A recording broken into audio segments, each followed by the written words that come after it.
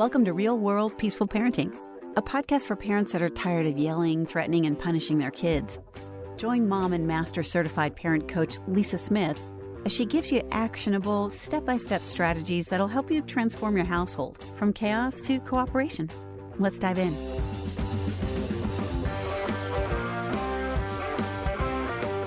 Welcome to today's episode. I am so jazzed to be with you today because today we're talking about something that I think about a lot, something that touches every relationship in your life, your friendships, your marriage, your partnership, your relationship with your kids, and your relationship with yourself. Something that, if I'm being really honest, I had to learn the hard way. We're talking about connection, and today I want to talk specifically about how to actually build it, because not all connection is created equal.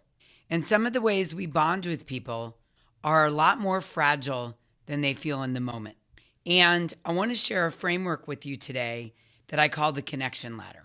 And by the time we're done, I think you're going to see your own relationships and your kids' relationships in a completely different way. Now, I want to start by encouraging you to picture a scene. Maybe it's a school pickup line. Maybe it's a group text. Maybe it's a girls' night out or a neighborhood gathering. And the conversation turns, as it so often does, to someone who isn't in the room. You know, it sounds something like, "Can you believe what she said? Did you hear what happened with blah, blah, blah? I don't want to gossip, but..." And something happens in that moment. There's a warmth, a sense of closeness, a we're in this together feeling that is genuinely satisfying. It feels like connection just happened. But there's often something else too. Maybe later that night, or even a few minutes after, a little itch, a subtle discomfort you can't quite name. Yeah? That chemistry you felt, it's real. The closeness was real in the moment. But what you were bonding over, the rung of the ladder that you were standing on, matters more than most of us realize. And our kids, they're watching which rungs we climb. Now, let me start at the bottom of the ladder because it's where a lot of us spend more time than we'd like to admit. The lowest form of connection is bonding over negativity, a common enemy, shared complaints, gossip, someone who isn't in the room. And here's why it feels so good in the moment. It's fast. It creates an instant sense of us, and it taps into something primal. The tribal brain that says, I know who's in my group, and I know who's not. So it registers in the body as closeness and as a belonging. And here's the other piece, the one that doesn't get talked about enough. Gossip requires zero vulnerability from you. When you're focused on someone else, you're not sharing anything real about yourself. You're not risking being seen or judged or known. You don't have to show up. You don't have to be real. You just have to agree. That's what makes it so frictionless. And that's why it's so easy. And that's why it's so easy to reach for in a moment when actual connection feels harder. But here's the problem. Any connection built on tearing something or someone down is only as strong as the thing you're tearing down. The moment that person, that situation, that shared complaint is gone, so is the glue. And there's something else. The same person you bond with over gossip about someone else, they can just as easily turn around and gossip about you because that's the culture you've built together. I know this personally. I grew up in a family where gossip was the culture. That's just what you did. You sat around the table and talked about other people. Who was doing what so-and-so said, what was wrong with this person or that one. And I absorbed it without even really thinking about it. I guess growing up, if I'm honest, I thought that's what connection looked like. That's how you bonded. That's what it meant to be close. And then at some point, I started noticing how I felt after those conversations. That itch I mentioned, that subtle ick. Something about it didn't sit right with me anymore. I didn't feel good. And I really noticed that I didn't feel closer to anyone. Not really. I felt a little hollow. So I made a decision. I decided that I was going to stop bonding with people that way. I was going to find other ways, better ways to build connection. And that choice changed the quality of every relationship in my life. I've said this many times before. Kids don't do what we say, they do what we do. So before we talk about how our kids are connecting with their friends, it's worth us all taking an honest look at which rungs we're standing on ourselves. So let's climb the ladder together, because gossiping is at the bottom rung and there are about 6 more above it, each one building something stronger and more lasting than the one below. The second rung is bonding over proximity. We sit near each other. We're in the same class. We're in the same neighborhood. We're in the same office or the same department within a company. This is real connection. Don't dismiss it, but understand that it's circumstantial. Oftentimes, the moment the proximity goes away, the bond often goes with it. This is the friend you talk to every day at work and then never spoke to again after one of you changed jobs. Not because either of you was a bad friend, just because the glue was the location, not something deeper. Make sense? Okay, the third rung is bonding over sameness. We're the same kind of person. We're in the same group, or we have the same background. There's a real sense of we here, a sense of identity, but it's still somewhat surface level. It's about matching, not knowing. The fourth rung on the ladder is bonding over shared interest. You both genuinely love the same thing. If you're like me, right now it's mahjong, or Rummikub, or a sport, or a hobby, or a genre of music, or a regular occurring TV show, or a cause. This is where the ladder starts to feel meaningfully different, because the connection is built on something you're both drawn towards, something positive, something that exists outside of who else is in the room or what they're doing wrong. Shared interest holds up over time. The fifth rung is one of the most powerful, bonding over shared experience, which is something like doing something new together, or going somewhere together, or going through the same hard thing together side by side. This is where real closeness gets forged fast. And it's why, and I want you to hear this one, it's why your kid can go to summer camp for 8 days and come home with the best friend they would walk through fire with. It's why kids who play in a team together, or sing in a choir together, or put on a play together, or march in a band together, those bonds go deep and they often last. Because shared experience says, we're in this together, we both showed up, we made something happen, and now we have memories, and the memories don't go away. Big fan of bonding over the fifth rung. The sixth rung is bonding over a shared goal, building or working towards something together. A team with a season to win, a cast with an opening night to hit, a group with a project to finish. Trust gets built in the doing, in the showing up, in the figuring it out together under pressure. And at the very top of the ladder, the deepest, most lasting form of connection there is being truly known. Vulnerability, real feelings. The friend who sees the worst of you and stays. The relationship where you don't have to perform or manage or be okay all the time. Where you can say the hard thing and not lose the connection. This is what turns a good friend into a lifelong one. This is what we're all longing for, and what our kids are longing for too. Now, here's the thing I want you to sit with today. Every rung above gossip is built on building something, not tearing something down. And the higher you go on the ladder, the more the connection requires something of you. Showing up, being present, risking something, being real. Gossip requires nothing. That's part of why it's so easy to reach for. You don't have to be vulnerable. You don't have to show up consistently. You don't have to risk anything except someone else's reputation.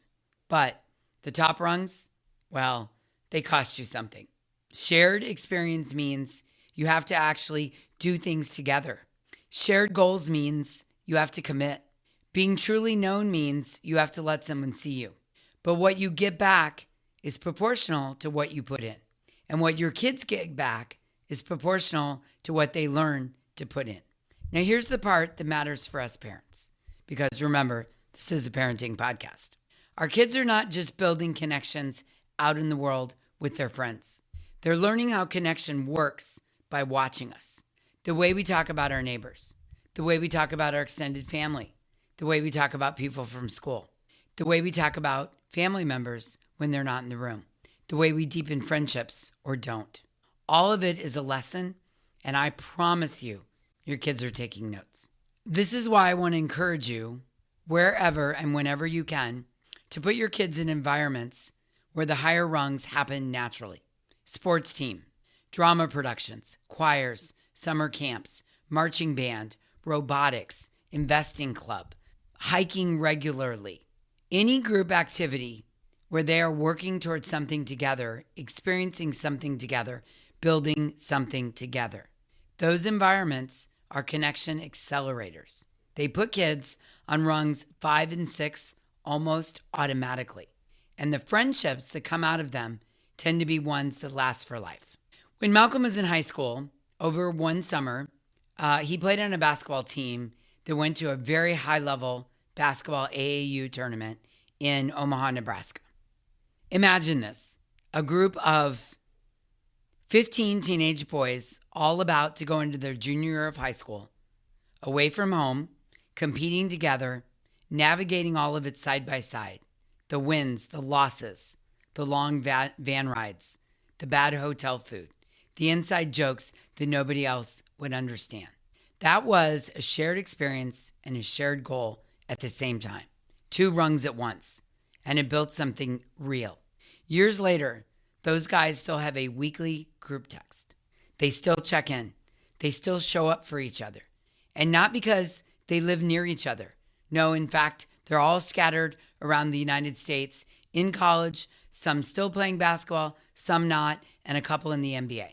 Not because they go to the same school, but because one summer they had this incredibly intense physical experience in Omaha, Nebraska together because they showed up for something that mattered side by side. That's the ladder in action. That's what happens when humans, and specifically talking about kids, get to bond together on the higher rungs. And it doesn't have to be a travel tournament for this to happen. It doesn't have to be anything big or expensive. It could be a school play, a summer camp, a neighborhood project, a choir that practices every Tuesday. Anything that puts your kid shoulder to shoulder with other kids working together towards something similar, towards a goal with a shared interest. That's a rung 5 and 6 environment. And what gets built there lasts. I want to share something from inside the hive. As always, I've changed some details to protect the privacy of the hive member. There's a mom, let's call her Jana. Jana came to me really worried about her 13-year-old daughter, who was deep in what I can only describe as the drama cycle. I mean, if you know, you know. Her group of friends, this group of girls, was constantly bonding over what they had done to whom, who was in, who was out, whose feelings were hurt by what someone said. And Jana described it as relentless. And her daughter was miserable, but also couldn't stop because this was the group she had, and this is how they connected. When Jan and I started talking about the connection ladder, something shifted for her. She stopped seeing her daughter's friend group as toxic and started seeing it as a group of kids stuck on the lowest rung. Not because they were bad kids, but because nobody had shown them how to climb up the ladder. So instead of lecturing her daughter about gossip, Jana started asking different questions. What do you and your friends actually love doing? Is there something you've all always wanted to try? What if you invited one of them to come with you to that pottery class you've signed up for? She stopped trying to get her daughter out of the drama and started helping her climb to a higher rung. Slowly, her daughter started spending more time with one friend she started doing art with after school, a friend she was creating something with. And that relationship deepened in a completely different way. And the drama started to feel less necessary. Now, we can't force our kids up the ladder, but we can point them towards environments where the higher rungs are available, and we can model in our own lives what it looks like to choose connection that builds something up instead of tearing something down. So 2 things this week in the homework department. First, do an honest check-in with yourself. Where are you spending most of your connection time? Which rung do you tend to reach for when you want to feel close to someone? I'm not asking you to judge yourself. I'm asking you to see it clearly, because you can't climb a ladder if you don't know which rung you're currently on. Make sense? Okay, and homework assignment number 2. Pick one rung you want to climb with your kid, with a friend, with your partner, and take one small action this week. Plan something to do together. Sign your kid up for something. Find a friend to come with you to something you love. Connection doesn't build itself. Someone has to reach for the next rung. Now, here's what I want you to walk away with today. Connection is not just one thing. It comes in layers. It comes in rungs on a ladder, in levels of depth. And the higher the rung, the more it costs you, but the more it gives back. Gossip can feel like connection, but it's the most fragile rung on the ladder. And every time we choose it for ourselves or allow it to be the primary culture our kids are marinating in, we're settling for something that won't hold. We can do better for ourselves and for our kids. Until next time, I'm wishing you peaceful parenting. Thanks for listening to Real World Peaceful Parenting. If you want more info on how you can transform your parenting, visit thepeacefulparent.com. See you soon.